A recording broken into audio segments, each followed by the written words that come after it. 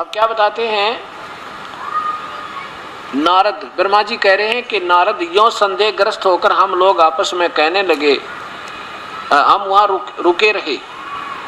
तब भगवान विष्णु के मन में पिछली याद आ गई।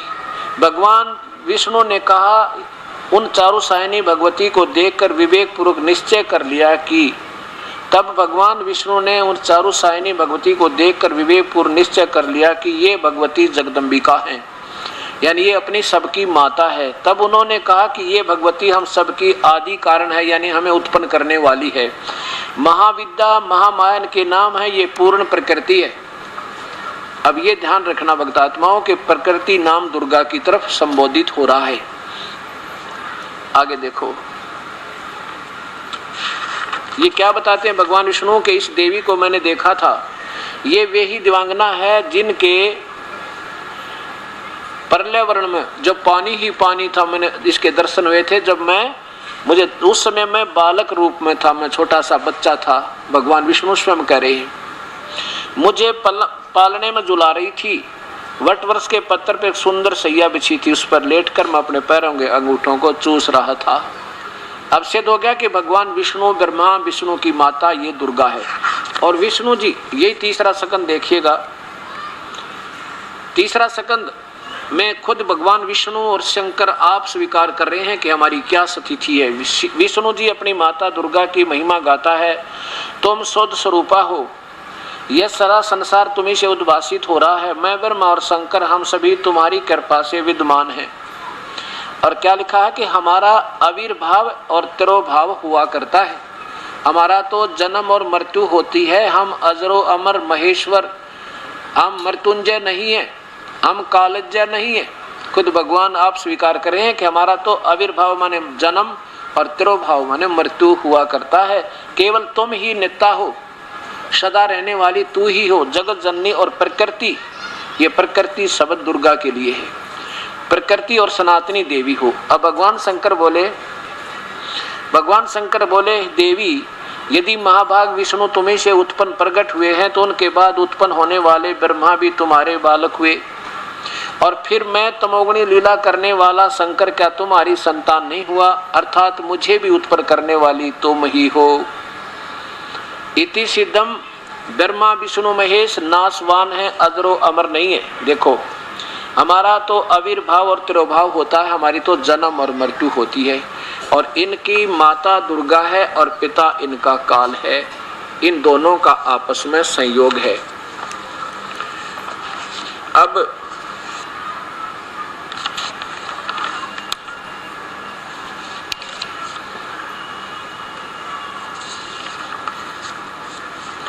दुर्गा क्या कहती है इन दोनों पुत्रों को, तीनों पुत्रों को, ये देखिएगा यही तीसरा स्कंद, तीनों पुत्रों को कहती है कि बेटा मेरा और उस ब्रह्म का तुमने सदा ध्यान रखना चाहिए।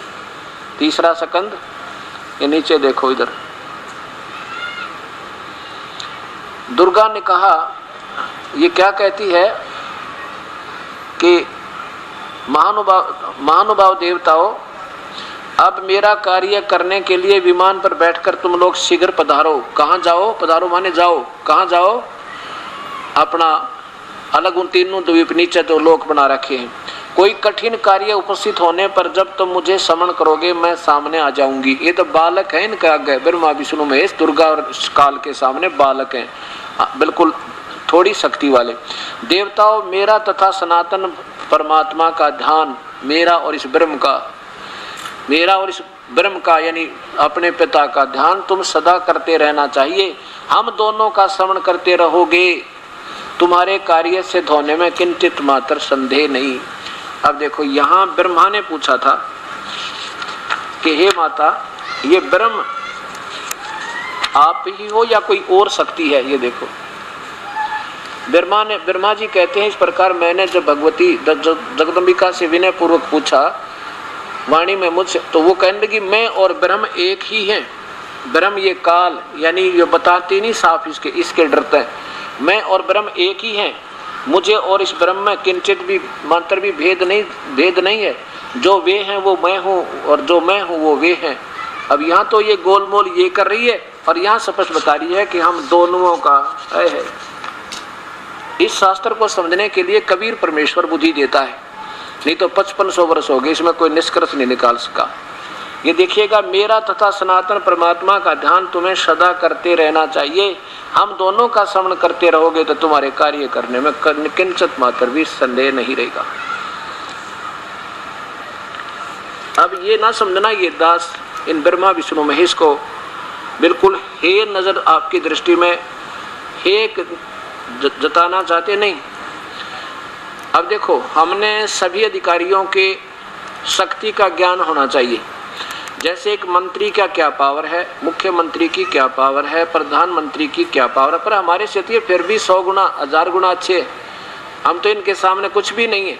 तो ऐसा नहीं है कि हम ब्रह्मा विष्णु महेश को बिल्कुल रिजेक्ट कर रहे हैं या कुछ भी नहीं है, ऐसा बिल्कुल भी नहीं है और ना ही होगा। और मूर्ख होगा जो ऐसा किसी को कहेगा। हमने तो ये पहले ये ज्ञान हो कि हमने किसके सामने अपील रखें, किसके सामने अपनी याचना करें जो हमारी काम न कर दे। पहले तो हम जैसे अपना हिंदुस्तान पहले गुलाम रहा, शिक्षा थी नहीं, तो कोई भी जैसे आते थे गांव में, विशेषकर कोई अधिकारी आता था तो केवल गांव वाले ने ये कहा करते साहब आया हुआ है। उनको ये नहीं मालूम था ये साहब कितनी पावर का है।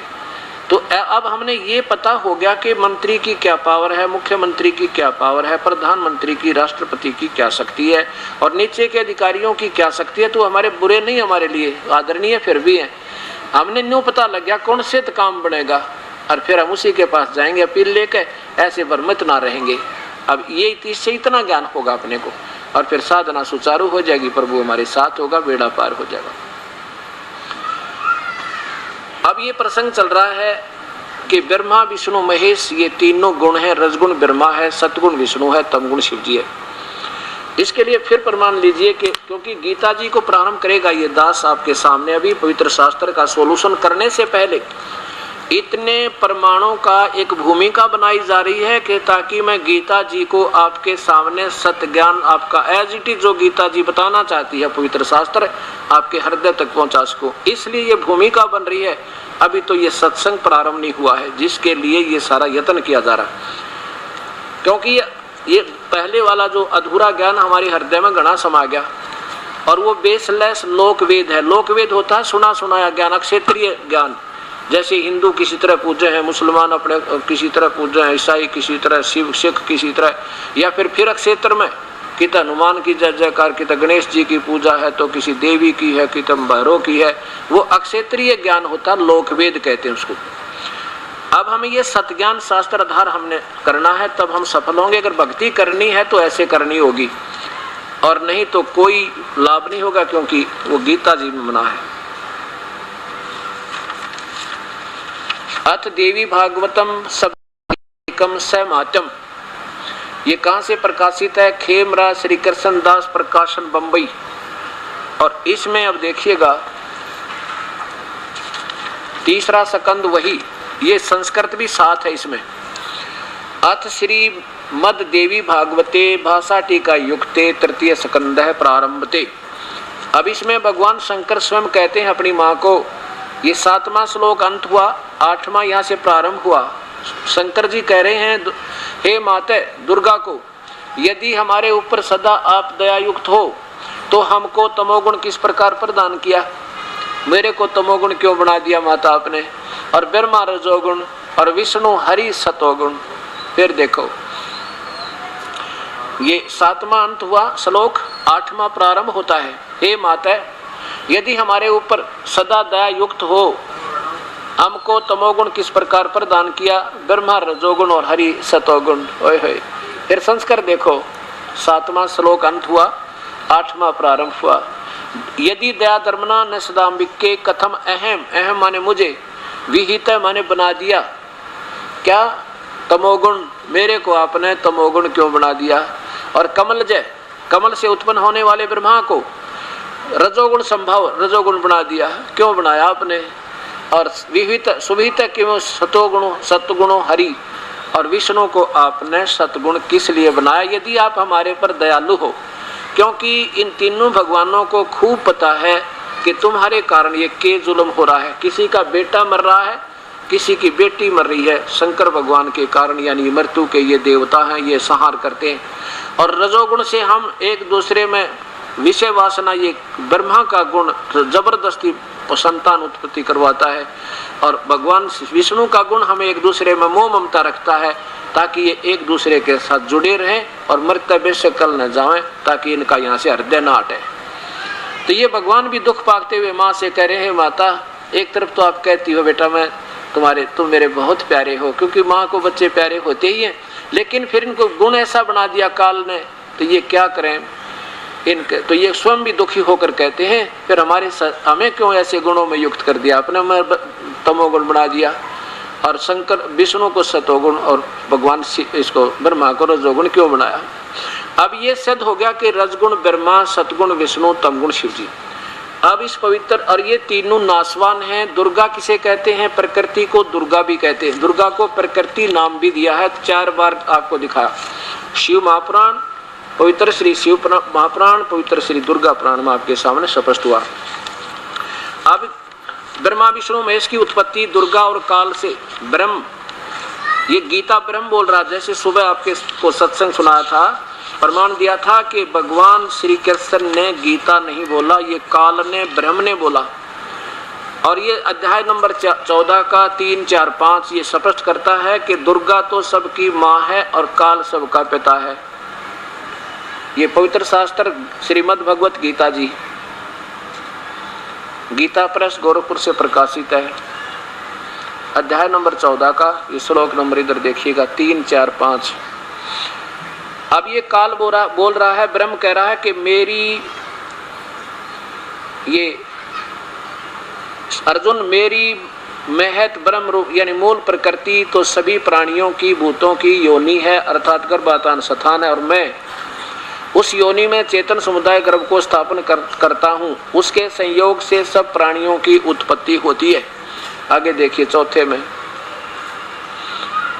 हे अर्जुन, नाना प्रकार की सब योनियों में जितनी मूर्तियां अर्थात शरीरधारी प्राणी हैं उत्पन्न होते हैं, प्रकृति ये दुर्गा तो उन सब की गर्भ धारण करने वाली माँ है, और मैं बीज स्थापन करने वाला पिता हूँ। ये काल बोल रहा है कि दुर्गा तो सबकी माँ है और मैं सबका पिता हूँ। आगे देख 5वें में, इस प्रकार हे अर्जुन, सतगुण विष्णु, रजगुण ब्रह्मा, तमगुण शिव जी, ये तीनों प्रकृति संभुआ प्रकृति से उत्पन्न हुए हैं, दुर्गा से।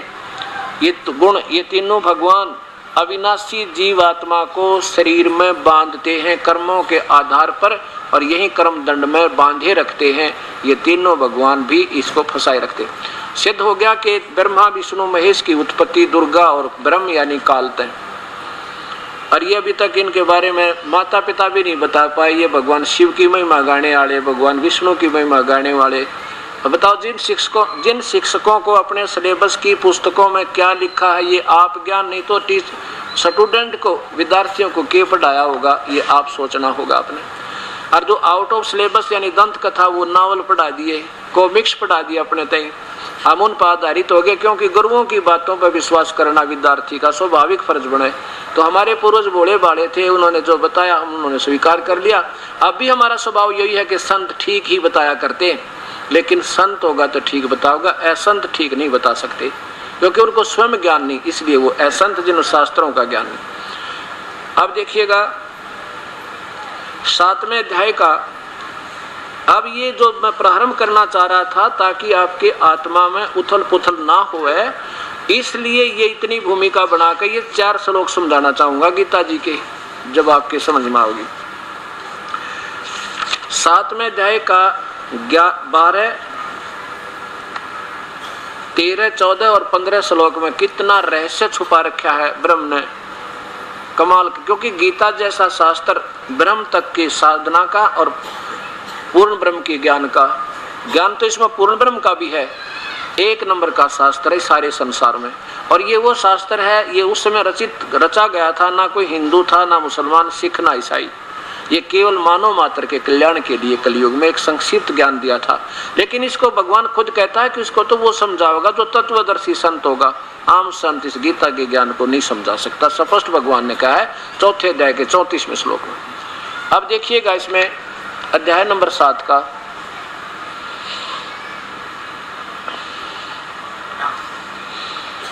इधर देखिए, ये 12वां श्लोक है। ये काल बोलता है, ब्रह्म कह रहा है कि और भी जो सतगुण से उत्पन्न होने वाले भाव हैं और जो रजगुण से उत्पन्न होने वाले, सतगुण विष्णु से, रजगुण ब्रह्मा से, तमगुण शिव जी से जो कुछ भी हो रहा है, ब्रह्मा से उत्पत्ति, शिव जी विष्णु से सतीथि और शंकर जी से संहार, ये जो कुछ भी हो रहा उसका निमित्त मैं हूँ। क्योंकि काल ने ही इनको ड्यूटी दे रखी है। काल को, ब्रह्म को 1 लाख जीव रोज खाने का, मानव शरीरधारी खाने का श्राप है। उसके लिए इन तीनों पुत्रों को विवश करके ये काम करवा रहा है। अब यहाँ कहता है कि और भी जो सतगुण से उत्पन्न होने वाले, यानी हमारे अंदर सतीथि जो बनी हुई है, ये विष्णु जी के गुण, सतोगुण के कारण, विष्णु के कारण, और भी जो रजोगुण से हम संतान उत्पत्ति करते हैं और संसारिक सुख की कामना करते करते मर जाते हैं, डटा नहीं जाता, ये भगवान इस ब्रह्मा के गुण के कारण, ब्रह्मा जी के। और तमोगुण जो हमारा संहार होता है, हम एक दूसरे को मार डालते हैं, काट डालते हैं, कहते ये इस शंकर भगवान के कारण हमारी मृत्यु होती है। कहते ये जो कुछ भी हो रहा है उस होने वाले बात सब, उनको सब तो मुझसे ही होने वाला ऐसा जान। देख कितना साफ कहा। और लेकिन परंतु मैं उनमें मैं और वे मुझ में नहीं हैं। जैसे अभी आपने शिव महापुराण में देखा था कि काल भगवान कहता है कि गीता में, शिव पुराण में लिखा है कि ब्रह्मा, विष्णु और शिव, इन तीनों देवताओं में गुण है, परंतु ये काल, ये शिव, ये गुणातीत है, इनसे बाहर है। अब ये क्या करता है काल हर ब्रह्मांड में? ये देखिए, ये ब्रह्मा, विष्णु और शिव तो यहाँ अलग से लोक बना दिए, इन तीन स्थानों के प्रभु, और ये इनसे अलग रहता है यहाँ पर, और यहाँ पर ये आकार में रहता है।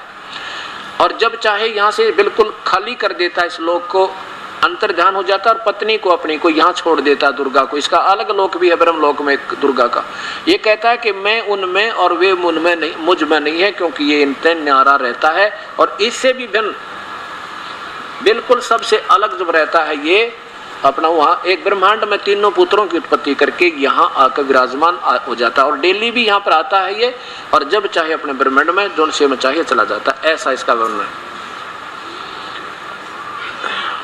अब 13वें नंबर में क्या लिखा है, वही 7वां अध्याय। अभी 12 आपने सुना कि ये तीनों गुणों से जो कुछ भी हो रहा है, सतीथि, उत्पत्ति, सतीथि और संहार, ये मुझसे जान, लेकिन मैं इनमें और ये मुझ में नहीं है। अब 13वां देखो, इसमें लिखा है कि गुणों के कार्य रूप सात्विक, राजस और तामस, इन तीनों प्रकार के भाव से ये सारा संसार प्राणी समुदाय मोहित हो रहा है। यानी इन्हीं से मिलने वाली राहत, इन्हीं के द्वारा जो प्रभाव आपके ऊपर, इन्हीं से मिलने वाली राहत, इन्हीं से प्राप्त सुखों पर आधारित है और जन्म और मृत्यु में शीघ्र चला जाता है। इन तीनों गुणों से परे मुझ अविनाशी को नहीं जानता। ब्रह्म कहता है कि नादान प्राणी मेरी पूजा भी ना करते, ये तो इन तीनों गुणों तक फंसे बैठे हैं, जो कि बिल्कुल बेकार पूजा है। देखिए आगे, अब 14 और 15 में निचोड़ कर दिया, साथ दे दिया सारा। क्योंकि यह अलौकिक अर्थात अति अद्भुत त्रिगुण में मेरी माया, तीनों भगवानों ब्रह्मा विष्णु महेश के द्वारा रचा गया जाल बहुत ही भयंकर है, दुस्तर है, बड़ा खतरनाक है। और जो साधक पुरुष मुझको ही निरंतर भजते हैं, मेरी पूजा करते हैं, वो इनसे ऊपर उठ जाते हैं। जैसे मुख्यमंत्री कहे कि इन मंत्रियों से ज्यादा मैं लाभ दूंगा, तो मेरी शरण में आ जाओ। इन मंत्री तो तुम्हें केवल एक विभाग का लाभ देगा, वो भी पूरा नहीं दे सकता, और मैंने इनको कुछ थोड़ी मोटी शक्ति दे रखी है जिससे वो तुम्हें लाभ दे रहे हैं, लेकिन मेरे पास आओ, इनसे अच्छा तो मैं दूंगा। और फिर कहता है मेरी भी पूरी राहत नहीं है, वो प्रधानमंत्री कोई और है। इस पूरे 7 श्लोकों में ये वर्णन समझिए। अब क्या कहता है कि इनसे अच्छी तो मैं राहत दूंगा, तीनों गुणों से ब्रह्मा विष्णु महेश से, तो मेरी पूजा भी ना करते नादान। अब देखो तोड़ कर दिया इसमें 15वें श्लोक में, 7वें अध्याय के 15वें श्लोक में, इस माया के द्वारा तीनों गुणों से मिलने वाले लाभ और इनके द्वारा फैलाए गए इस जाल के द्वारा जिनका ज्ञान हरा जा चुका है, इन्हीं तक साधना पूजा में उलझे पड़े हैं। वो राक्षस स्वभाव को धारण किए हुए, ओए राक्षस स्वभाव को, असुर स्वभाव को धारण किए हुए, मनुष्यों में नीच और तेरा गजब ये परमात्मा, ब्रह्मा विष्णु महेश तीनों गुणों की पूजा करने वालों को खुद गीता में क्या संज्ञा दी जा रही है आप देखियो।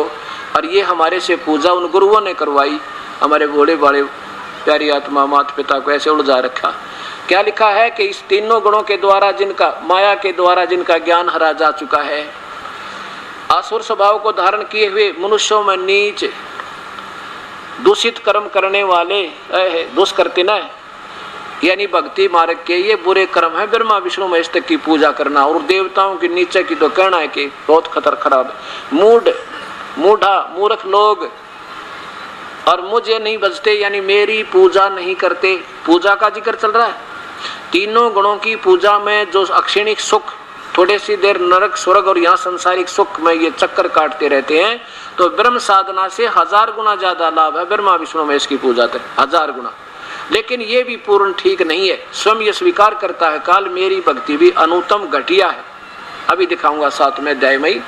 अब ये 15वां अध्याय आपने सुना कि मूर्ख लोग मुझे भी ना बजते। अर्जुन फिर देख लो एक बार 15वें अध्याय का नीचे देखो ना, 7वें अध्याय का 15वां श्लोक।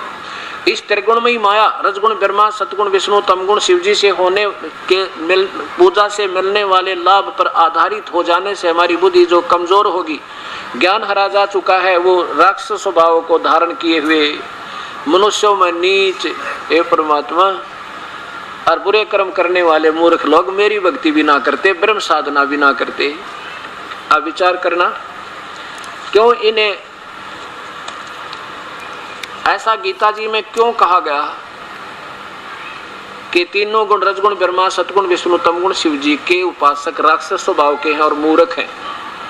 देखो ये ना समझना दास को किसी को बुरा भला कहना चाहता, मैं तो शास्त्रों को समझाना चाहता हूँ और संतों से प्रार्थना करता हूँ अगर दास कोई गलती कर रहा हो तो मुझे बता दें ताकि मैं भी करेक्ट कर दूं, ताकि इस दास के कारण आगे कोई दोषी ना हो जाऊं मैं किसी को गुमराह करने का। अगर ये मैं गलत कर रहा हूं तो कोई मुझे जरूर मिले और बताओ नहीं इसका ये अर्थ नहीं बनता, एक प्रमाण सहित हो। तो भाव ये है कहने का, जैसे रावण ने तमोगुण की भक्ति की थी शिव भगवान को पूर्ण परमात्मा मान के ओम नमः शिवाय का जाप करके, और ये ऐसी साधना की थी आज कलयुगी लोग तबे से गुण गावे महेश्वर के, वो 7 जन्म भी नहीं कर सकते कि यहाँ से अपनी गर्दन काट कर शिव जी के चरणों में रख दी, उसे सैक्रिफाइस कर दिया, बलिदान दे दिया अपने जीवन का भगवान शंकर के चरणों में। अब देखो रावण बुरा नहीं कह सकते रावण को, क्यों? रावण का जो गुरु बुरा था जिसने उस प्यारी आत्मा जिसमें इतना सैक्रिफाइस, अगर उसको सत्ज्ञान मिल जाए सत भक्ति पूर्ण परमात्मा का जिसमें गीता संकेत करता है ब्रह्म भी कि उस भगवान की भक्ति करो। भगवान शिव खुद कहते हैं इसमें योग वशिष्ठ में वशिष्ठ जी को कहते हैं कि वो परमात्मा कोई और है जिसकी भक्ति करनी चाहिए, जो भक्ति के योग्य है और उसकी साधना जैसा उन्होंने बताया वो बता रखी है। तो उस अब रावण ने गुरु बना रखा था, गुरुदेव ने बताया बेटा ये सदाशिव है ना, ये बस पूर्ण परमात्मा है, इसका ओम नमः शिवाय जाप है और ये तेरे ठाठ कर देगा। ठीक है, ये भगवान वर्कडन देते हैं, जैसा रावण ने उनकी पूजा की उतने ठाठ दे दिए, इतना धन दे दिया, सिद्धि दे दी, आकाश में उड़ जावे हैं, और आखिर में फिर कुत्ते वाली मौत मरिया। और ऐसी साधना की कि 10 बार सिर काट कर धर दिया उस शिव जी के सामने, और फिर भी राक्षस स्वभाव का हुआ, राक्षस कहलाया, कुत्ते वाली मौत मरिया। इतना नीच अपनी मां ने ठा लिया, यानी सीता का अपहरण कर लिया, इससे गंदा और कौन कर्म करेगा यू, इतना नीच। और फिर मूर्ख समझाए तो बिना मान्या। अब ये सारे गुण जो गीता में लिखा है कोई अक्षर गलत नहीं इसका एक भी। फिर भस्मागिरी नाम के एक तपस्वी थे जो शिव के उपासक, और कैलाश पर्वत पर, यहाँ भी एक इस हर एक लोक में इन्होंने अलग से कैलाश पर्वत की रचना की हुई है, जैसे शिव के लोक में जो नीचे वाला शिव का लोक है, उस शिव के लोक में कैलाश पर्वत के ऊपर जहाँ शिव का घर है उसके द्वार के सामने 12 वर्ष तक सिरासन पर नीचे को सिर ऊपर को पैर करके और भस्मागिरी ने साधना की। एक दिन पार्वती जी की प्रार्थना पे भगवान शिव ने कहा कि मांग भाई, क्या मांगता है भस्मागिरी, बोल साधक क्या चाहता है सेवक तू। भस्मागिरी ने कहा कि ऐसे नहीं भगवान, पहले वचनबद्ध हो जाओ तब मैं कुछ डिमांड रखूं। भगवान शिव बोले भाई चल ठीक है, तू मैं वचनबद्ध हुआ, मांग क्या मांगे। कि भगवान ये आपके हाथ का ये कड़ा दे दो, मुझे भस्म कंडा दे दो। भगवान शिव ने सोचा साधक है भाई, कितने अपनी रक्षा के लिए मांगता होगा, जंगल में रहना होता है, इतने दयालु हैं ये मालिक, ले भाई ले जा तू भस्म कड़ा ले ले। अब जब भस्म कड़ा हाथ में आ गया उस नीच आत्मा के, भस्मागिरी के, क्या बोला शिव जी हो ले होशियार, तने खत्म करूंगा तुझे। क्यों खत्म करूंगा?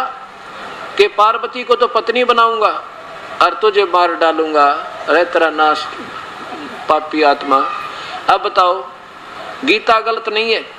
अब साधना ही देखो, मिर्च खाओगे तो मुंह जलेगा भाई, आम खाओगे तो मीठा होगा। अब हम साधना आम के स्थान पर बबूल बीजेंगे तो कांटे ही लगेंगे, गीता के विरुद्ध साधना करेंगे तो हानि हानि है, लाभ कति नहीं। तो क्या बताया कि भस्मागिरी पीछे और भगवान शिव जी आगे आगे। अगर ये सर्वशक्तिमान हैं, इनका ना विनाश नहीं होता तो भगवान शिव जी ने डरने की कोई जरूरत नहीं थी, भागने की नहीं आवश्यकता पड़ती, क्योंकि ये अजरो अमर भी नहीं है और ये सर्वशक्तिमान भी नहीं है, और भाई ये भगवान भी हैं और दयालु भी बहुत है, ऐसी बात नहीं। ये तीन लोग के एक विभाग के मंत्री में जितनी पावर है उतनी तो है ही है इनमें, लेकिन एक विभाग के मंत्री, प्रांत के मंत्री को और कोई मुख्यमंत्री भी बताओ और प्रधानमंत्री भी यही है, राष्ट्रपति भी यही है, वो बताने वाला कति मूर्ख है, उसने क्या है कहानी बेरा, वो तो कति यूजलेस आदमी है। तो आज तक जितने भी ये संत ब्रह्मा विष्णु महेश की महिमा गाने वाले ये ऐसी व्याख्या कर रहे हैं, इससे सिद्ध होता कि इनके पास वो वास्तविक ज्ञान नहीं है जो हमारे पवित्र शास्त्रों में रहस्य छुपा हुआ है। तो उनके पास भक्ति क्या होगी अभी सोचनी पड़ेगी, अर्थात वो भी ठीक नहीं, वो भी ये दास देगा आपको ये भक्ति भी, जो जहाँ से प्रारंभ होनी है, ये ब्रह्मा विष्णु महेश दुर्गा गणेश, ये जो साधना है, जो हमने प्रारंभ, ये हमारी प्राइमरी की क्लास की पढ़ाई है, जो मैंने पढ़ानी पड़ेगी, जो कि इन संतों ने पढ़ाना था आपको, वहां तक की पूजा, वो भी इस दासन आपका कोर्स कराना पड़ेगा। 4 महीने तक ये पूजा भी नहीं कह सकते, ये एक अलग चीज होती है, वो बाद में समझ में आओगी आपके। अब जैसे 15वें अध्याय के, गीता जी के 15वें अध्याय में लिखा है, हाँ ये थोड़ा सा प्रकरण, जैसे ब्रह्मा जी ने ना, इसने हिरण्यकशिपु ने ब्रह्मा जी की रजोगुण की साधना की थी और जिसके कारण उसको सिद्धियां आ गई और मांग लिया भगवान तो, सुबह मरूं ना शाम मरूं, रात मरूं ना दिन मरूं, 12 चारों ऋतु में नहीं मरूं, 12 मास में नहीं मरूं, आकाश पृथ्वी पर कहीं नहीं मरूं। ब्रह्मा ने कह दिया तथास्तु। और फिर क्या हो गया, राक्षस बन गया और कुत्ते वाली मौत मरा, राक्षस कहलाया, रजोगुण पर का उपासक। और फिर सतोगुण के उपासक विश्वामित्र ने अपने ही साथी वशिष्ठ मुनि के 100 बेटियां की, मासूम बालका की नो कसाई की तरह हत्या कर दी, वो मार डाले। और उदाहरण देता हूं, जैसे एक बार का प्रमाण है, हरिद्वार में हर पैड़ी के ऊपर पर कुंभ का मेला लगा, आज से 350 वर्ष पहले की, लगभग 350 वर्ष पहले की बात है। जब ये कुंभ का पर्व कहीं लगता, वैसे कुंभ के पर्व का शास्त्र विरुद्ध होने से बिल्कुल यूजलेस है। गीता में प्रमाण जिस पूजा का नहीं है वो शास्त्र विरुद्ध है, और शास्त्र विरुद्ध पूजा ना कोई परम गति हो, ना सिद्धि हो, ना उनको कोई सुख हो। ये 16वां अध्याय का, और आप देखिएगा, फिर देखिए, क्योंकि बच्चा पढ़ता है ना किताबों को, वो निष्कर्ष नहीं निकाल सकता, और टीचरों का फर्ज होता है उस बच्चे को निष्कर्ष निकाल के दे दे ताकि फिर तुरंत समझा। इसलिए तो अध्यापकों की आवश्यकता पड़ती है, इसी पर लिए तो गुरुओं की आवश्यकता पड़ी थी संत मार्ग में, लेकिन गुरुओं ने अपना वेरा इसमें लिख के रखा है। तो वो बताओ क्या टीचर 16वें अध्याय का, अध्याय नंबर 16 का ये 23वां श्लोक देखो। जो पुरुष यानी जो साधक शास्त्र विधि को त्याग कर अपनी इच्छा से मनमाना आचरण करता है, वह न तो सिद्धि को न सिद्धि को प्राप्त होता है, न परम गति को, और न सुख को। और इन 3 चीजों के लिए भक्ति करते हैं, ये तीनों हो नहीं सकती। जो गीता जी में जो लिखा है इससे अलग जो साधना करें, आगे देखो, क्योंकि गीता जी चारों वेदों का सार है, और गीता जी तो बोली जा रही है और वेदों की तरफ संकेत है। वेदों में केवल ओम नाम से भक्ति प्रारंभ होती है और कोई मंत्र नहीं है, सब मनमुखी मंत्र हैं। मनमुखी उपवास वगैरह, मंदिर में जाना, मस्जिदों में जाना, तीर्थों पे जाना, ये कुंभ के मेले का पर्व मनाना, ये गीता विरुद्ध, वेदों विरुद्ध है, होने से शास्त्र विरुद्ध है। इससे तेरे लिए कर्तव्य और अकर्तव्य की व्यवस्था में जो भक्ति के कर्म करने हैं और नहीं करने हैं उनमें केवल शास्त्र ही प्रमाण है, और कोई किसी की दंत कथा से मत फंस जाना। ऐसा जानकर तू शास्त्र विधि से नियत कर्म करने योग्य है, अर्थात शास्त्र में वर्णित जो साधन है उनके अनुसार साधना करना, नहीं तो यूजलेस है। तो ये कुंभ का पर्व जो है ये वैसे गीता विरुद्ध होने से, शास्त्र के विरुद्ध होने से यूजलेस है, फिर भी अपने लोक वेद के आधार पर ये भोली आत्मा, इन्हें तो भगवान चाहिए कोई कितना बता दे भाग्या जागा।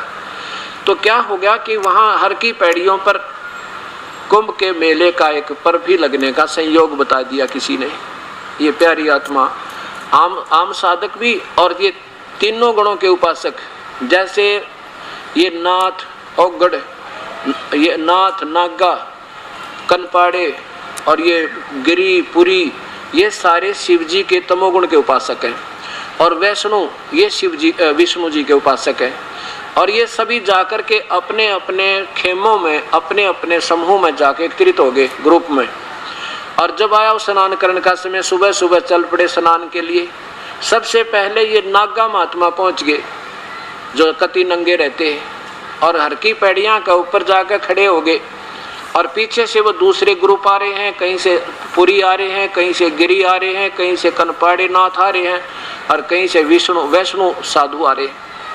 नागा कहने लगे कि कोई भी हमारे से पहले गंगा में स्नान नहीं करे, हम सबसे पहले स्नान करेंगे, हम सर्वश्रेष्ठ हैं, हम त्यागी और बैरागी हैं, हमें कोई इच्छा नहीं है, हम निइच्छा रहते हैं, और हम स्नान करने के बाद तुम बाद में इसमें स्नान कीजिएगा, खड़े हो जाओ वहीं पर। वैष्णु साधु विष्णु जी के उपासक कहने लगे हम सर्वश्रेष्ठ हैं, और तुम नंगो किसने श्रेष्ठ बना दिए, तुम टट्टी के हाथ भी ना धोते, नहाना न धोना, शरड फेरड, तुम किसने बना दिए श्रेष्ठ, हम सर्वश्रेष्ठ हैं, बाहर आओ, इससे दूर हो जाओ, हम पहले स्नान करेंगे। अब वो स्नान सनून तक गया कुएं में और लट्ठम लट्ठा हो गए, मुक्का मुक्का। नो लिखा है कि 25,000 जिन हम संत कहा करते थे आपस में पशुओं की तरह लड़के, बच्चा की तरह कट कर मर गए। वो परमात्मा का हर की पैड़ी बतावें और वहां पर भगवान का वास बतावें, और भगवान की छाती पर ये जंग मचावें, तो ये बता काहे के संत वे। तो गीता गलत नहीं है, गीता एक नंबर का शास्त्र है, इसको समझने वाले गलत रहे। क्या बताते हैं कि तीर तुपक तलवार कटारी ये जमदड़ जोर बधावे हैं, और हर पैड़ी हर हेत नहीं जाना, वहां जा कर्द चलावे हैं। भगवान ने तो डर भी ना लग गया, परमात्मा में प्यार भी कोई ना, कसाइयां कहने का वहां जा तेग चलावे हैं, और काटे शीश नहीं दल करुणा। वो संत ने कहा काटे शीश नहीं दल करुणा, करुणा माने दया, और वो जग में संत कवावे हैं, और जो जन उनका उपदेशी हो जा उनको भी नरक ले जावे हैं। ओए होए, ये भी व्यर्थ की बातें हैं, ये भी बैदा है, बैदे से भेद अलैदा। अब ये पवित्र गीता जी में ये सिद्ध करना चाहती है कि तीनों गुण तक के उपासकों, अब देखो ये सोचना ऐसा नहीं, अब क्यों बताया भगवान ने ऐसा, क्योंकि हम विपरीत पूजा कर रहे हैं। कैसे, जैसे 15वें अध्याय में लिखा है कि अर्जुन ये उल्टा लटका हुआ संसार रूपी वृक्ष है, और इसकी ऊपर को जड़ है तीनों, नीचे को तीनों गुण रूपी शाखा है, रजगुण ब्रह्मा है और सतगुण विष्णु, तमगुण शिव जी। ये देखो, अब इसको समझाने के लिए ये सारी कहानी क्यों ब्रह्मा विष्णु में इसकी पूजा को गलत क्यों बताया है, ये अब प्रमाण होगा इसका। अब ये उल्टा लटका हुआ एक संसार रूपी वृक्ष समझो, ऊपर जो सबसे ऊपर के ब्रह्मांड हैं वो तो वहां पूर्ण परमात्मा रहता सतलोक में, ये तो पूर्ण परमात्मा है, और ये नीचे तीनों गुण रूपी इसकी शाखा वो तो जड़ है, ये तना पर ब्रह्म है, और ये डार ब्रह्म क्षर पुरुष ये ज्योति निरंजन है, और ब्रह्मा विष्णु महेश ये रजगुण ब्रह्मा है, सतगुण विष्णु, तमगुण शिव जी। ये तो केवल संसार रूपी वृक्ष एक शाखा है, नीचे को टहनी है। अब देखो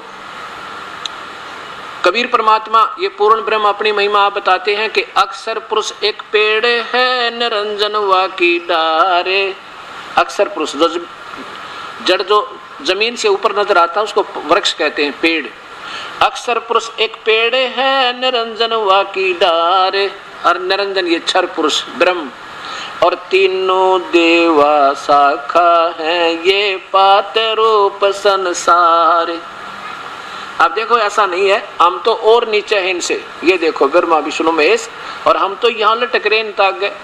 हमारे साथ ये बहुत सुप्रीम है, लेकिन ये सतिथि बतानी पड़ती है कि कौन भगवान कितनी सतिथि का। अब देखो जड़ से खुराक चलती है, इस जड़ से खुराक चलती है और यही सबका पालन करता है। इससे खुराक तना में, तना से इस डार में, डार से ब्रह्मा विष्णु महेश में, फिर इनसे आगे हमें मिलेगी। हमें तो मिले ही नहीं सेगी, ये अनादरणीय नहीं है, लेकिन हम इनकी पूजा गलत कर रहे हैं, इसलिए ये हमें लाभ नहीं दे सकते। कैसे कर रहे हैं? अब जैसे आप कोई पौधा लाओ आम का, और आम का पौधा लाओगे तो कैसे बीजोगे उसको? ऐसे बीजेंगे, जड़ को तो पृथ्वी में या गमले में दबाएंगे, गाड़ेंगे, गाड़ देंगे, और फिर सिंचाई करेंगे इस मूल की, जड़ की, इसकी पूजा करेंगे तो कहाँ जाएगी? ये खुराक यहाँ आएगी ब्रह्मा विष्णु महेश में, और फिर ये इनका फल लगेंगे। फल इन्हें ने देना हमारे को। अब यहाँ से जड़ से खुराक चलेगी, इसकी पूजा करेंगे तो हमारे हिस्से का यहाँ आएगा, और इस इनसे फिर फल लगेंगे स्टैंड यहाँ के। तो इसलिए ये प्यारे गणे लगा हमने। अब हम इसकी बजाय पूजा इनकी करने लगे, या गलती कर दी। इनका आदर करना है, इनसे प्यार करना है, इनके प्रति श्रद्धा तो रखनी है, लेकिन पूजा नहीं करनी। पूजा इसकी करेंगे जब ये लाभ देंगे, नहीं तो हमें लाभ नहीं दे सकते। जैसे अब हम क्या कर रहे हैं, अभी तक हमारे से संत क्या करवा रहे हैं? ये ऐसी पूजा करवा रहे थे, हम ऐसे कर रखा था। इस भक्ति रूपी पौधे को उल्टा बीज लिया। इसलिए गीता में कहा कि बालकों का खेल, ये मूर्खों की, बालकों की, नादानों की पूजा है, ये ऐसे नहीं करनी चाहिए थी।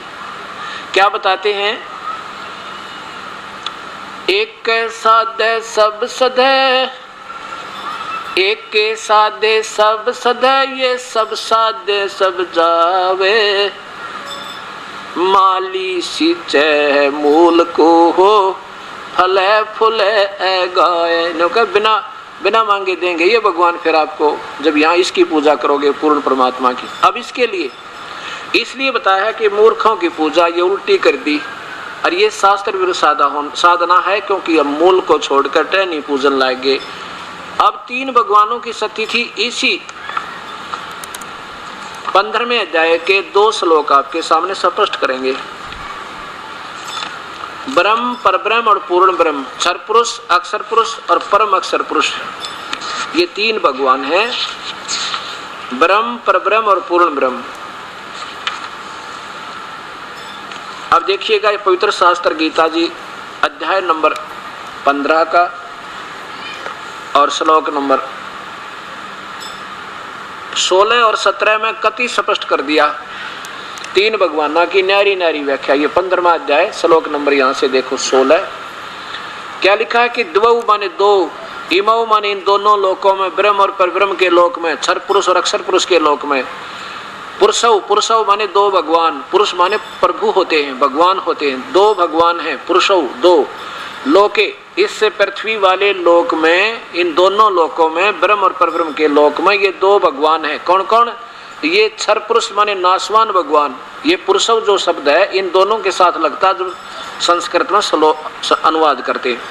पुरुषव, क्षर पुरुष और अक्षर पुरुष, इसको हटा के फिर लिखा जा सकता है क्षर पुरुष और अक्षर पुरुष। क्षर पुरुष तो नाशवान भगवान ये ब्रह्म है, और अक्षर पुरुष इससे कुछ ज्यादा सथाई वो अक्षर पुरुष यानी परब्रह्म है, लेकिन परब्रह्म भी अविनाशी नहीं है। और 2 ही सतिथि जीव की इन दोनों के लोकों में। कौन से लोक में? अब जैसे ये देखिएगा स्थिति, ये पूर्ण चित्र देखिए सारे ब्रह्मांडों का। अब ये तो है इस क्षर पुरुष के लोक 21 ब्रह्मांड, और ये अक्षर पुरुष के हैं 7 संग ब्रह्मांड। इन दोनों के लोकों में जो प्राणियों की सतिथि है, इसमें तो ये भगवान भी, इसके उपासक भी, इसके अंतर्गत जितने प्राणी हैं, इसके साधक, ये तो नाशवान है शीघ्र ही। इनमें लिखा है कि इन दोनों में, लेकिन इनसे ज्यादा इस अक्षर पुरुष की ज्यादा सथाई शरीर है, लेकिन इसका फिर भी विनाश है। इसलिए बताया है कि इन दोनों लोकों में जीवात्मा तो अविनाशी है, और स्थूल शरीर इन देवताओं के भी और इन प्राणियों के भी नाशवान है। लेकिन ये जो स्थान है सतलोक, यहाँ जाने के बाद ये भगवान भी अविनाशी और यहाँ रहने वाली जीवात्मा भी सदा के लिए उनका शरीर अविनाशी हो जाता है। यहाँ जाने के बाद फिर मृत्यु नहीं होती।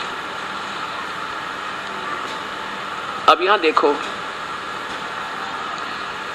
और इसी प्रकार जीव दो स्थिति जीव की है, क्षर तो नाशवान तो ये स्थूल शरीर में, और अविनाशी ये अक्षर यानी अविनाशी जीवात्मा कही जाती है। ये देखो, इस संसार में नाशवान और अविनाशी भी ये दो प्रकार के पुरुष हैं। यहाँ पुरुष लिख दिया इन्होंने, इनकी समझ तो बार बात होगी, पीछा छुटवा लिया, सीधा लिख दिया। यहाँ लिखना था दो प्रकार के भगवान है, एक तो ये नाशवान भगवान ब्रह्म और कुछ अविनाशी है पर ब्रह्म। जैसे एक तो चीनी का कप हो, मिट्टी का सफेद सफेद पड़ते फूट है, और एक हो स्टील का, तो वो भी नाशवान है, लेकिन इस चीनी वाले की तुलना में ज्यादा स्थायी होने से उसको भी स्थायी धातु लिखा जाता है, माना जाता है, लेकिन वो भी वास्तव में अविनाशी नहीं, क्योंकि जंग लगेगा स्टील को, विनाश होगा एक दिन, पर समय घना लगेगा, इसलिए उसको भी स्थायी धातु कह दिया। लेकिन सोना है वो तीसरे नंबर की धातु जिसका कभी विनाश नहीं होता, वो परमात्मा कोई और है, ऐसा देखिए। और दो प्रकाश के भगवान हैं, और इसी प्रकार संपूर्ण प्राणियों के शरीर नाशवान और जीवात्मा अविनाशी कही जाती है। अब 17वें में कमाल कर दिया, क्या बताएं, इन दोनों से भी ओए होए, ये देखो उत्तम पुरुष है, उत्तम भगवान तो अन्य, इन दोनों से भी कोई न्यारा है। ये देखो उत्तम पुरुष, इन्होंने पुरुष ही छोड़ दिया लिख के, क्योंकि इनकी बुद्धि से बार बात होगी, ये समझ नहीं सके। उत्तम भगवान वास्तव में पुरुषोत्तम। अब हम पुरुषोत्तम इस श्री कृष्ण को क्या करते, नहीं, वो पुरुषोत्तम तो स्वयं कह रहा, गीता बोलने वाला भगवान कोई और है। पुरुषोत्तम उत्तम पुरुष यानी वास्तव में पूर्ण परमात्मा तो कोई और है, जो तीनों लोकों में प्रवेश करके ओए होए सबका धारण पोषण करता है। सबका धारण पोषण वो है वास्तव में विष्णु पूर्ण परमात्मा, सबका धारण पोषण करने वाला अविनाशी परमेश्वर परमात्मा इस प्रकार कहा गया है। फिर देखो पूर्ण रूप से उत्तम पर पुरुष तो यानी उत्तम पर भगवान वास्तव परमात्मा तो कोई इन दोनों से भी न्यारा है, और वो तीनों लोकों में प्रवेश करके सबका धारण पोषण करता, वो है अविनाशी परमेश्वर परमात्मा कहा जाता है, वो परमात्मा है वो वास्तव में। ये पवित्र गीता जी ये सिद्ध करती है। अब देखो, अब यहां फिर आइए, अब इस यहाँ से खुराक चलती, ये है सबका सब तीनों लोग, यहाँ भी इनकी इससे ही खुराक आती है। ये है सबका धारण पोषण करने वाला कुल मालिक, जड़ से खुराक चले पौधे पेड़ को और टहनियाँ और पत्तों तक जाती है। ये वो परमात्मा हमारा पूजा के योग्य है, इसकी पूजा करनी है। और यही देखिए गीता जी के 15वें अध्याय का 1, 2, 3, 4 श्लोक एक बार फिर सुनो, जिससे कति निर्णय हो जाएगा। ये परमात्मा इतना निर्मल ज्ञान गीता जी को ठीक ही श्रोधार्य बताया गया है, लेकिन इसको समझने वालों ने इसका अर्थ का अनर्थ कर दिया। अब देखो ये गीता जी का अध्याय नंबर 15 के 4 श्लोक और सुनो।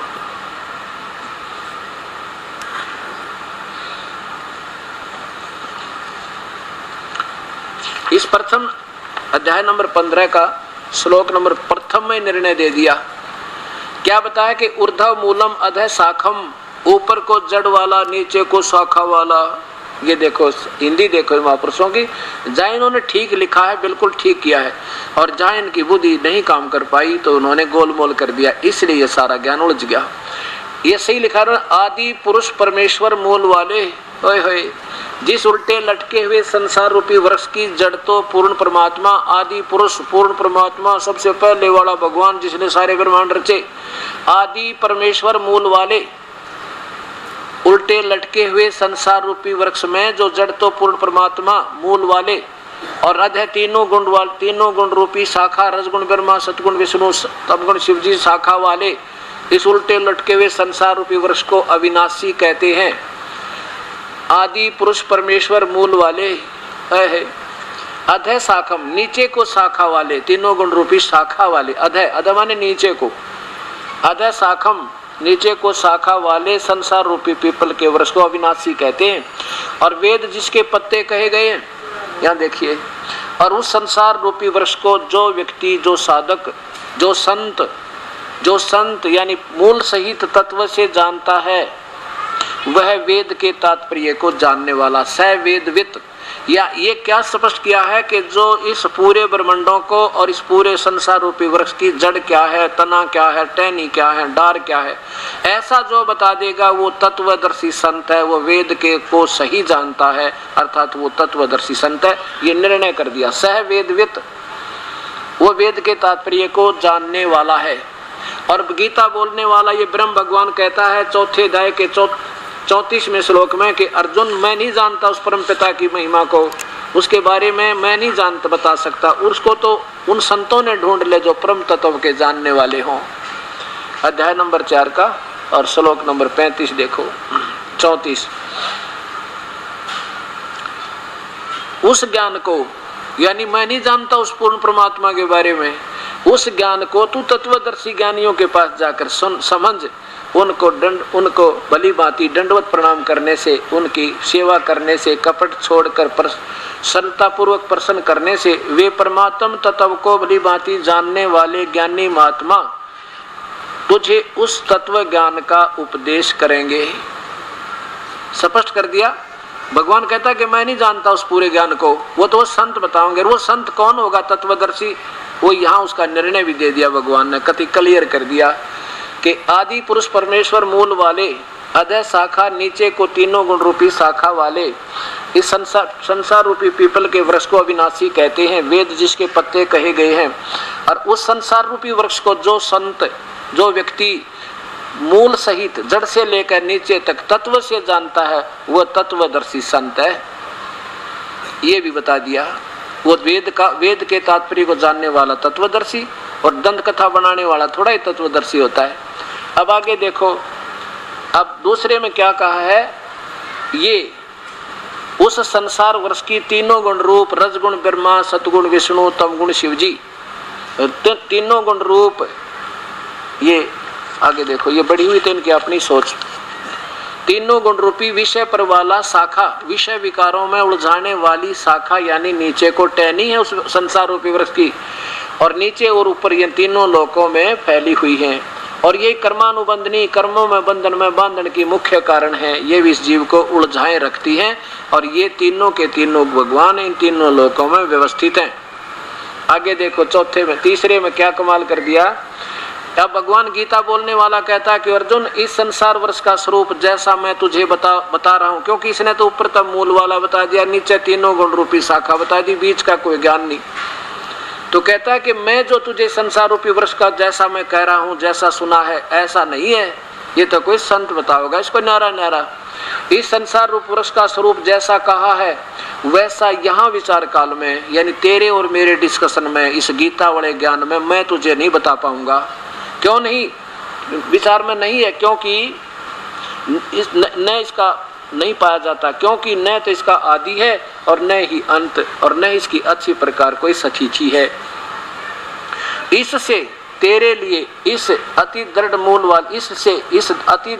वाले यानी इस संसार रूपी पीपल के वृक्ष को दृढ़ वैराग्य रूप शस्त्र द्वारा काट कर, अर्थात कोई वो संत आवेगा, उस सतज्ञान रूपी शस्त्र हथियार इस उलझी हुई गुत्थी को सुलझाया, काटा जाएगा, इसको यानी अलग अलग किया जाएगा, निर्णायक ज्ञान मिलेगा। वो पूर्ण संत, पूर्ण ज्ञान से ही इसको समझा जा सकता है, हमारे से बस की बात नहीं। आगे देखो, चौथे में कमाल कर दिया। अब क्या कहता अर्जुन, अगर तेरे भाग जाग जा, कभी तेरे भाग उदय हो और कोई संत मिल जाए तुझे इस तत्व ज्ञान के बताने वाला, और फिर उसके चरणों में पड़ जाना और उससे लेकर नाम पे अपना बेड़ा पार करवाना, उसकी भक्ति से वहां चले जाओगे जिसमें फिर जन्म मृत्यु नहीं होती। क्या कहते हैं चौथे श्लोक में 15वें अध्याय का? उसके पश्चात उस परम पद रूप परमेश्वर को भली भांति खोजना चाहिए, जिसमें गए हुए साधक फिर लौटकर संसार में नहीं आते, और जिस परमेश्वर से सारे संसार रूपी वृक्ष की यानी सारे ब्रह्मांडों की रचना हुई है, जिसने सारी सृष्टि को रचा है, पुरातन संसार वृक्ष की प्रवृत्ति विस्तार को प्राप्त हुई है, उसी आदि पुरुष नारायण के मैं शरण हूँ। गीता बोलने वाला ब्रह्म काल कहता है कि मैं भी उसी परमात्मा के अधीन हूँ, वो मेरा भी मालिक है। इससे इस प्रकार दृढ़ निश्चय करके उस परमेश्वर का ही मनन और निधिध्यासन करना चाहिए, मेरा नहीं। खुद कहता काल के मेरी भी पूजा ठीक नहीं। अभी और बताता हूं आपको। अब क्या हो गया कि मैं उसके अंतर्गत आता हूं और वो मेरा भी पूज्य भगवान है, और उसकी शरण में जाने से ही तुझे क्या होगा कि फिर वहां गए हुए का फिर जन्म मृत्यु नहीं होता। अब 18वें अध्याय का 62वां श्लोक फिर देख लो। इसमें कहा कि हे भारत, सब प्रकार से उस परमात्मा की शरण में जा, उस परमेश्वर की कृपा से ही तो परम शांति को और सनातन परम धाम को प्राप्त होगा, यानी सतलोक चला जाएगा, जहां जाने के बाद फिर जन्म मृत्यु नहीं होती। ब्रह्म के भी नाशवान, ब्रह्म के उपासक भी नाशवान, और ब्रह्म के तीनों पुत्र ब्रह्मा विष्णु महेश स्वयं स्वीकार करते हैं देवी भागवत महापुराण में कि हमारा तो जन्म और मृत्यु होता है, और परब्रह्म भी नाशवान, ये भी वास्तव में अविनाशी नहीं, और उसके पुजारी भी नाशवान, और जन्म मृत्यु कर्म दंड कभी नहीं कटे। वो तो पूर्ण परमात्मा कोई और है, वो पूर्ण ब्रह्म है, और उसकी भक्ति वो पूर्ण संत बताएगा, और कोई नहीं बता सकता। अब ये निर्णय हुआ। ब्रह्म खुद कहता है कि मैं भी उसी की पूजा करता हूं, मेरा भी पूज्य देव वही है। अब 18वें अध्याय का 66वें श्लोक में, और बाकी आने वाले समय में बताऊंगा। अब आगे चलते हैं कि 7वें अध्याय के 12 से लेकर 15 तक श्लोक में ये तो निर्णय दे दिया कि वे तीनों गुणों की पूजा कति मूर्ख करें, और फिर कहता है मेरी पूजा करने वाले भी 4 प्रकार के हैं, और वो सुकृतन, वो भक्ति के शुभ कर्म शुरू होते हैं, वहां से अच्छे कर्म भक्ति के वहां से प्रारंभ होते हैं। उनमें कौन कौन है? एक तो आरत, अर्थार्थी, और जिज्ञासु और ज्ञानी। आरत तो वो होते हैं जो अपना कष्ट निवारण के लिए वेदों के आधार पर साधना करते हैं, और अर्थार्थी वो होते हैं धन लाभ के लिए वेदों के अनुसार ब्रह्म से साधना प्रारंभ करते हैं, और जिज्ञासु वो होते हैं जो केवल ज्ञान संग्रह करते फिरते हैं, वेद गोट लिए सरल उसका ज्ञान सुना, उसका ज्ञान सुना, वेदों के जो ना मंत्र कंठस्थ याद कर लिए, फिर प्रभु पाक के दुनिया में विद्वान पाक के वो भक्ति नहीं कर सकते जो अपनी प्रभुता केवल ये मौखिक व्याख्या सुना के, बढ़िया लतीफेदार कथा सुना के, और धारावाहिक मंत्र बोल बोल कर दुनिया को प्रभावित करने वाले वो जिज्ञासु होते हैं, वो तो रिजेक्टेड है तीनों। उनमें से चौथे नंबर के ज्ञानी। ज्ञानी कौन है? जिनको ये पता लग गया कि ब्रह्मा विष्णु महेश की पूजा और उनसे नीचे की पूजा मूर्ख करें, और ये भी पता लग गया ब्रह्म और परब्रह्म की पूजा भी क्योंकि नाशवान है, कर्म दंड कटे नहीं, सदा सथाई नहीं, तो उस पूर्ण परमात्मा की भक्ति करें, पीछा छूटे। वेदों में क्या है कि महिमा तो गाई है पूर्ण परमात्मा की, वो परमात्मा पूर्ण ब्रह्म है, वो कबीर है, वो पाप कर्म काट देता है, कर्मों के बंधन से मुक्त कर देता है, सथाई सथान देता है, वो सतलोक में रहता है। लेकिन वेदों में क्या है? पूजा की विधि केवल ब्रह्म तक की है, क्योंकि अब जैसे 10वीं की सिलेबस की बुक किताबों में बीए का सिलेबस नहीं आ सकता, और जहां तक गीता में जो वेदों और गीता एक है, केवल ब्रह्म तक की साधना है, ओम नाम से प्रारंभ होती है और कोई मंत्र नहीं। ओम नाम से जो प्रारंभ होती है, ये तो लिखा है कि मेरा मुझ ब्रह्म का तो ओम नाम है अर्जुन, और कोई मंत्र नहीं, ये एक अक्षर है, वो मंत्र है। ऐसे ही वेदों में यजुर्वेद के 40वें अध्याय के 15वें श्लोक में लिखा है कि ओम कर्तुम समर, और कलवे समर, और कर्तु समर। ओम नाम का जाप है मेरा ब्रह्म का, इसको काम करते करते जाप कर, विशेष कसक के साथ जाप कर, और वही मनुष्य जीवन का प्रथम कर्तव्य समझकर भगवान भक्ति करो और ओम नाम का जाप करो, और कोई मंत्र नहीं। तो इन विद्वान पुरुषों ने, ज्ञानियों ने वेदों को पढ़ा, अपनी सोच से के समझ लिया कि ओम नाम लिखा बस इसमें, और ये पूर्ण ब्रह्म का होगा।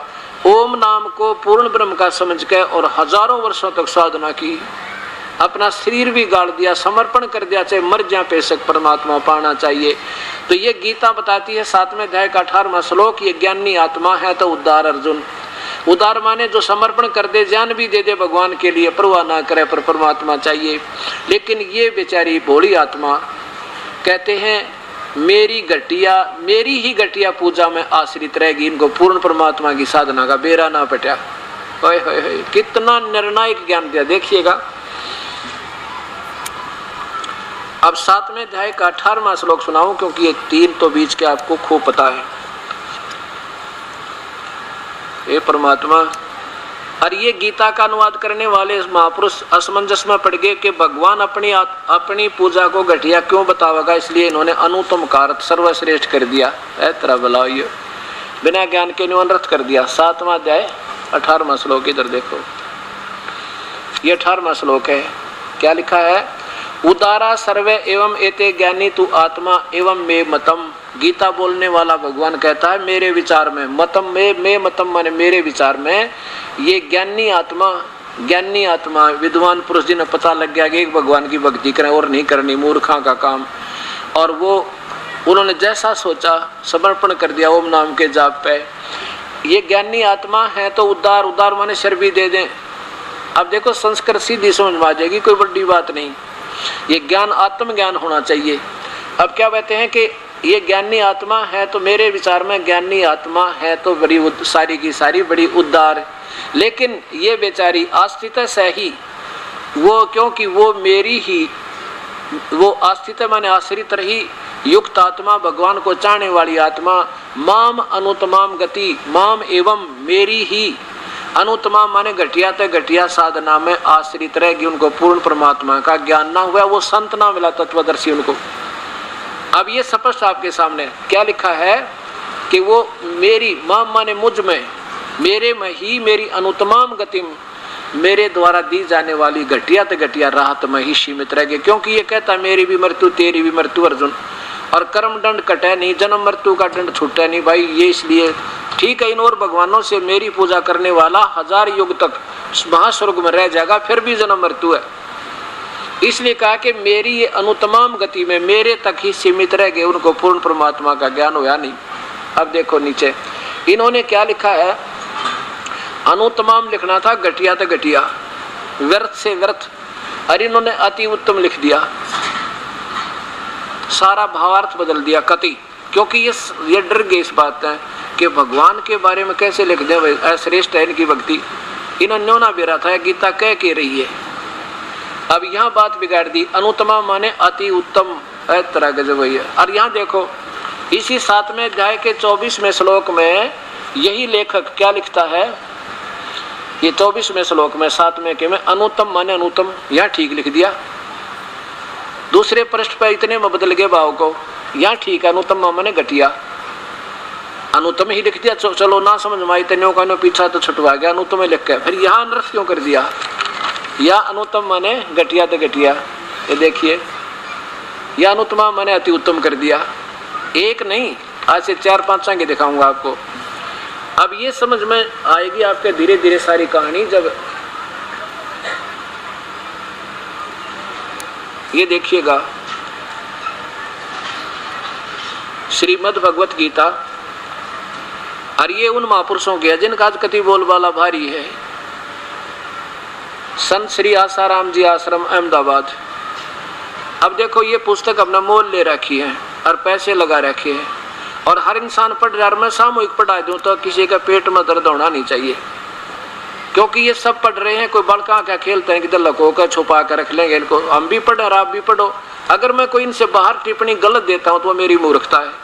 ये दास तो न्यो का न्यो बतावा कि इन महापुरुषों ने के अनुवाद किया है और वास्तव में इसका क्या बने हैं। अब फिर मिलकर सेट कर देंगे गीता जी ने सब मिलकर एक, ताकि इस भगत समाज को जैसा तो एक मिल जानी चाहिए। ये परमिता डंडा गिरे कर कित कित घूम रहे बेचारे, कोई पहाड़ा पाजामे को। ये देखो ये मैं श्री आसाराम जी द्वारा इसका अनुवाद है।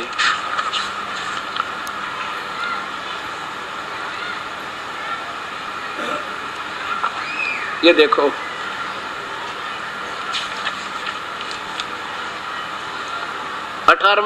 7वां अध्याय श्लोक नंबर ये 18। ये वही है कि युक्त आत्मा माम एवं अनुत्तमाम गतिम। ये सभी उद्धार हैं, किंतु ज्ञानी तो साक्षात मेरा स्वरूप ही है, ऐसा मेरा मत है। क्योंकि यह मत मन बुद्धि वाला ज्ञानी आत्मा अति उत्तम अनुत्तम, ये देखो यहाँ तक अनुत्तमाम है कति, और इसका अर्थ महर्षि जी करते हैं अति उत्तम, अति श्रेष्ठ, बहुत बढ़िया। लिखना था गलत, व्यर्थ। और फिर यहाँ देखो इसी में 24वें में नो की नो, ये भी माम अवम अनुत्तमम, यहाँ ठीक लिख दिया। बुद्धिहीन पुरुष मेरे अनुत्तम, या अनुत्तम लिख कर पीछा छुटवा लिया, आगे भी नहीं समझ आ सके कि अनुत्तम माने श्रेष्ठ लिख दूं। अब यहाँ अनुत्तम लिख रहे हैं और यहाँ अनुत्तम का अर्थ अति उत्तम कर रहे हैं। आप पे समंजस में ये अब देखिए,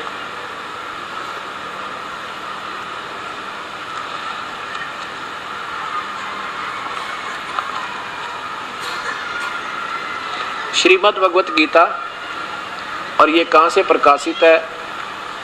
ये श्री आदरणीय श्री हंस जी महाराज, जिनके दो पुत्र आदरणीय श्री सतपाल जी तथा श्री प्रेम रावत उर्फ बाल योगेश्वर जी, इनके पुत्र तथा शिष्य है।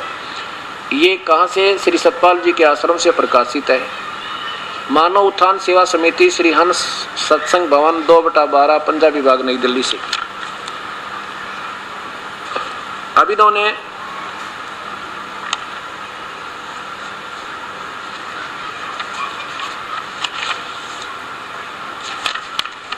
अपने इकट्ठे कर दिए 5-6 का। अब वैसे तो इन अलग से टीका करने की आवश्यकता नहीं थी, इनका सबका एक जैसा ही है। ये एक बहुत थी, गीता प्रेस गोरखपुर से प्रकाशित, इसने लगे रहते फिर भी जैसा। ये है अथ 7वां अध्याय, माम आश्रित से ही युक्त आत्मा माम एवं अनुत्तमाम गतिम। अब इनने क्या अर्थ किया है, ये लास्ट में देखो इधर, उत्तम कर्म करने वाले इन सब से मैं मुझे वह ज्ञानी अति प्यारा है जो नित्य भक्ति में लगा है, जिससे मैं प्यारा हूँ, आदि आदि। और यद्यपि सभी उदार हैं, ज्ञानी सभी ज्ञानी हैं, परंतु जो ज्ञानी अंतरात्मा से लगा हुआ है वह मेरी शरण है, जिसकी मैं गति हूँ। अब इन्होंने उस अनुत्तम का अर्थ छोड़ दिया, या इन्होंने अनुत्तम का अर्थ ही नहीं किया, कोई ना श्रेष्ठ लिखा ना अश्रेष्ठ लिखा, गोल मोड़ करके ढेर सारे 4-5 श्लोक इकट्ठे करे और इकट्ठा कर दिया ठाके, क्योंकि इनकी समझ बुद्धि दोबार होगी बात यह सारी। देखो कि कहीं भी कोई अश्रेष्ठ या अनुत्तम शब्द इन्होंने नहीं लिखा। अत्यंत प्यारा है जो बहुत जन्म के अंत वाला, ये तो 19वें श्लोक का श्लोक हो गया, अर्थ हो गया। अब और देखो,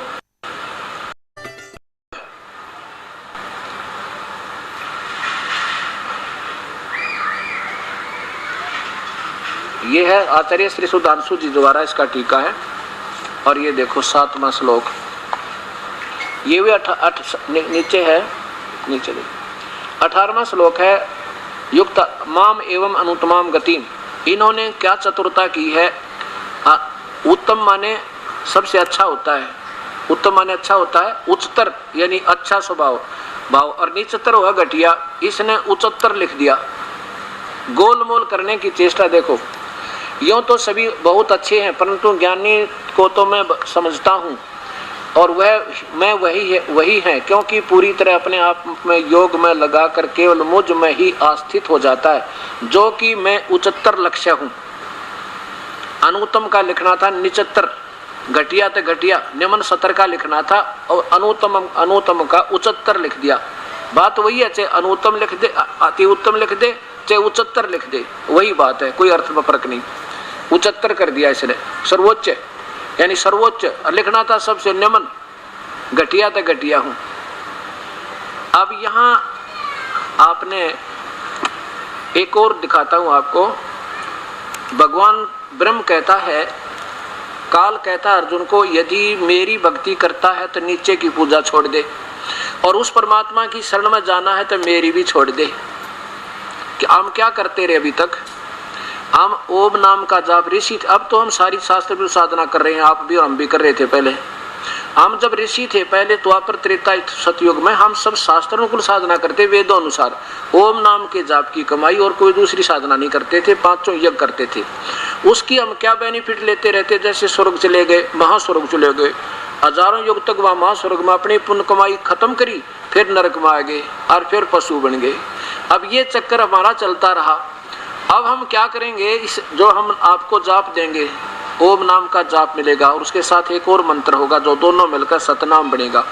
ओम नाम की कमाई तो हम काल को छोड़ देंगे, इसका बेनिफिट नहीं लेंगे हम, कोई इसका लाभ ना देव बनेंगे ना महादेव बनेंगे, तो फिर ये हमें ऋण मुक्त कर देगा, यहाँ से छोड़ देगा, जाने देगा।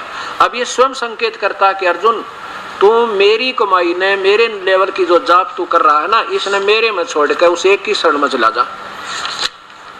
ये देखो 18 अध्याय नंबर 18 का श्लोक नंबर ये 66 देखो, क्योंकि गीता ये लास्ट अध्याय आ गया और लास्ट श्लोक चल रहे हैं। इसमें कहा कि अगर मेरी भक्ति करनी है तो मेरे में मन वाला हो, मेरी पूजा कर, फिर मुझे प्राप्त होगा, कोई चिंता नहीं। और फिर लिखा है कि अगर तूने उस परमात्मा की शरण में जाना है, सर्वधर्मान परित्यज्य माम, ओए होए। अब यहाँ निचोड़ होगा सत्संग का, सारे सत्संग का, ये ध्यान से सुनना, ये 5 मिनट का सत्संग और है। सर्वधर्मान परित्यज्य माम, काल कहता है धर्मान माने सभी धार्मिक पूजाओं को मुझ में छोड़कर, एकम शरणम व्रज, एकम माने अद्वितीय, जिसके बराबर दूसरा ना हो, उस परमेश्वर की शरण में चला जाए। क्योंकि यहाँ देखो 18वें अध्याय के 62वें श्लोक में खुद भगवान यही कह रहा है कि हे भारत, सब प्रकार से उस परमेश्वर की शरण में जा, उस परमात्मा की कृपा से तू परम शांति यानी जन्म मरण रहित हो जाएगा, सतलोक में चला जाएगा, सातवें स्थान में पहुंच जाएगा। अब यहाँ कहता है कि उसकी शरण में जाना है तो सर्वधर्मान परित्यज्य माम, मेरी पूजाओं को, धार्मिक पूजाओं को मेरे में छोड़ के, तज परित्यज्य माने छोड़ के, माम माने मुझ में, एकम शरणम व्रज, उस सर्वशक्तिमान की शरण में चला जा। फिर व्रज माने जाना होता है, इन्होंने उल्टा कर दिया आना, सारे विपरीतार्थ अर्थ कर दिए, सारी बात बिगाड़ दी। अब अहम तो फिर मैं तुझे सर्व पापे व्यामोक्षामि मा शुच, फिर मैं तुझे सब पापों से मुक्त कर दूंगा। इसका ऋण दे देंगे, ये हमने छोड़ देगा, फिर हम यहाँ गधे कुत्ते ना बनाओगा, क्योंकि हम इसका बेनिफिट यहीं खाते रहते थे, अब यहाँ नहीं खाएंगे, हम इसको पकड़ा देंगे, इसकी कमाई ऋण मुक्त कर देगा हमें। अब देखो संस्कृत हिंदी देखना, संपूर्ण धर्मों को अर्थात पूर्ण कर्तव्य कर्मों को मुझ में त्याग कर तू केवल एक, अब माम माने मुझ ही लिखना था, इन्होंने कितनी लंबी व्याख्या कर दी, मुझ सर्वशक्तिमान सर्वाधार परमेश्वर की शरण में आ जा। वर्ज माने आना लिख दिया, आ जा, और जबकि इसका अर्थ होता जा, यहाँ बात बिगाड़ दी न सारी की सारी। अब दिखाता हूँ आपको, वर्ज माने जाना होता, आना नहीं होता। अब ये भी गीता प्रेस गोरखपुर से प्रकाशित है, और ये श्री विष्णु पुराण आप देखिए, ये श्री विष्णु पुराण भी गीता प्रेस गोरखपुर से प्रकाशित है, और अनुवाद भी महापुरुष का किया है। इसमें ठीक किया, व्रज माने जाओ, और ये व्रज माने आजा, उल्टा कर दिया इन्होंने। गीता प्रेस गोरखपुर से प्रकाशित है, और इसके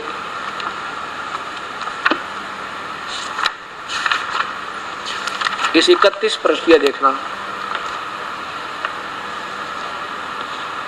प्रावेशरम शरणम व्रज, ये व्रज वह का तल रह जय 34वां समाप्त हुआ। ये 35वें में है कि प्रावेशरम शरणम व्रज, यहाँ इन्होंने हिंदी किया है, 34वां समाप्त हुआ, और ये 35वां, तुम देव दैत्य दलन प्रावेशरम, भगवान विष्णु की शरण में जाओ। बिल्कुल ठीक है, व्रज माने जाओ, व्रज माने जाना है, इन्हें लिख दिया आना।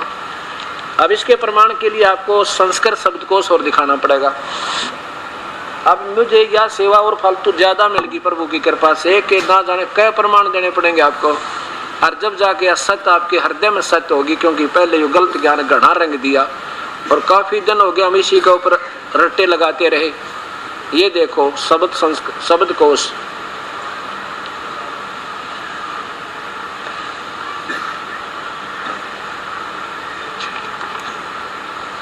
श्री शिवराम वमन आपटे,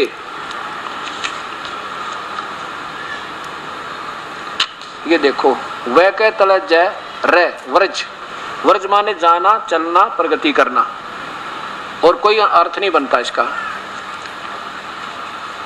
अब इन महापुरुषों की सारे की देखो दोबारा एक बार,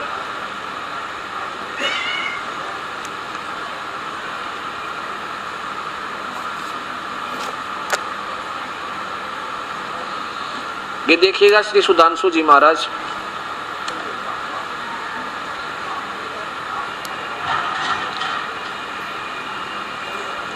और 18वें अध्याय का 62वां श्लोक,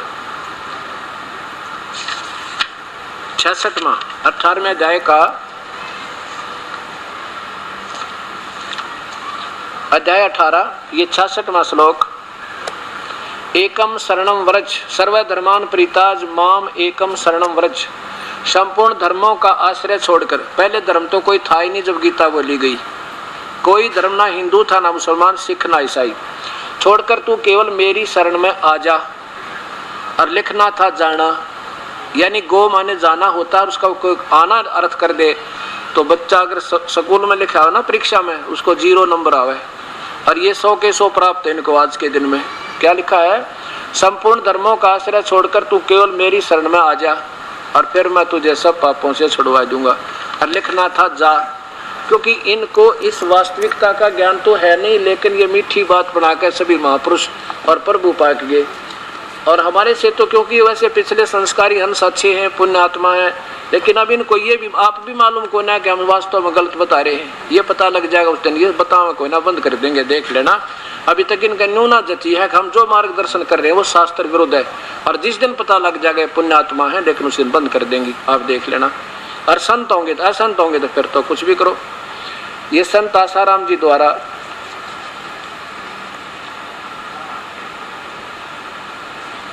अब इन्होंने भी यही निजों की तो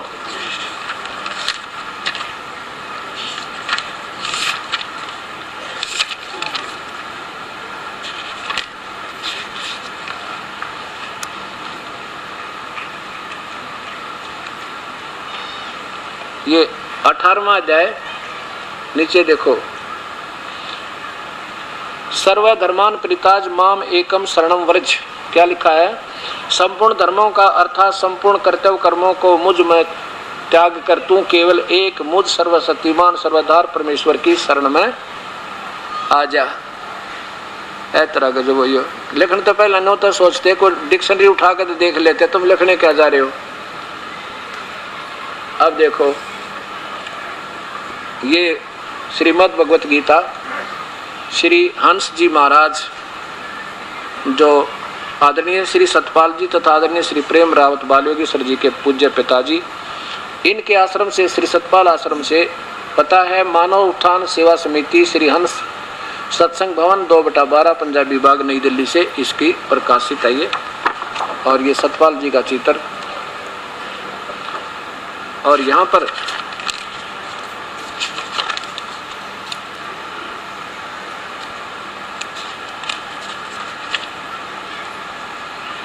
ये देखिएगा,